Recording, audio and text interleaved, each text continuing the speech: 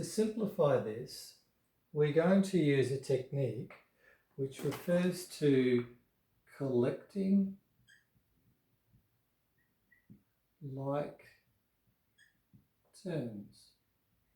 And like here just means similar. And you may notice that there's an A here and an A there. When we were looking at this expression here, you could probably already see that this 3a minus this 2a could be simplified to just 1a. But I've kept all of the terms here so that you can see that at its most expanded, you've got a fairly complicated expression. But don't be afraid of that, because we can simplify it later. The important thing is not to forget any of the terms, so that's why it's a good idea to write it all out. This also allows you to go backwards and work out if you've made any mistakes. So we're going to collect like terms, and our like terms are the a's here, here, and here. And in a way, the other terms that don't have a, they're also like. Okay, so what we're going to do is multiply all these things out. And when we see brackets like that, so 6 times all of that in the brackets, it's going to be 6 times this term plus 6 times that term. And then there's a minus here. And then there's a 2 times this term, 2 times that 4, 2 times that minus 2a. But all of that is minus. So we need to keep track of our minuses as well. Okay, so let's do this term. That's going to be relatively easy. So that'll be 6 times 3 times a plus 6 times 4. So let's bring that down. So that 6 times 3, 18a plus 6 times 4, 24. Okay, so that's that bit. Now, with this minus sign here, it's a good idea to keep that minus sign by itself until you get used to doing this kind of operation, because it's easy to muck this up. So what I'm going to do is put this minus sign here, and I'm just going to take care of all of this first. Okay, put that all in brackets so that I don't make a mistake.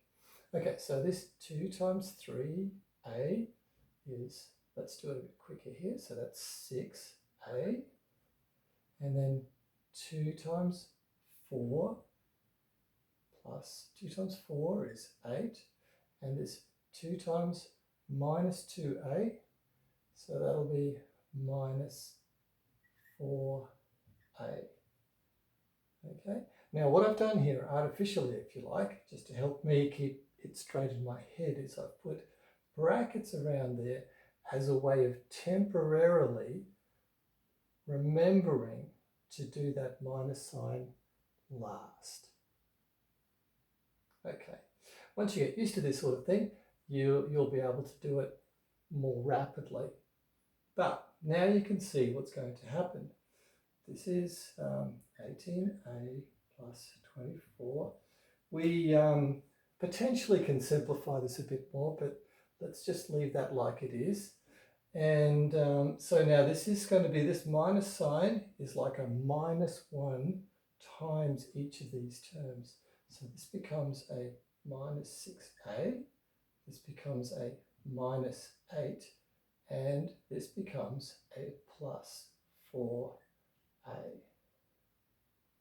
So you can see why it was a good idea to use those brackets there, just to help us simplify the steps. And if we simplify the steps, we're less likely to make a mistake. Okay, so now what we want to do is collect like terms. Let's bring all of these a's together.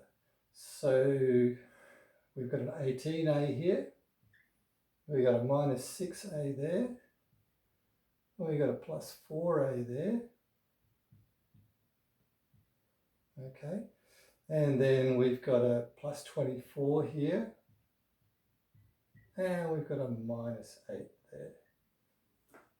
Okay, and so what we've done here now is collected all of our a's together.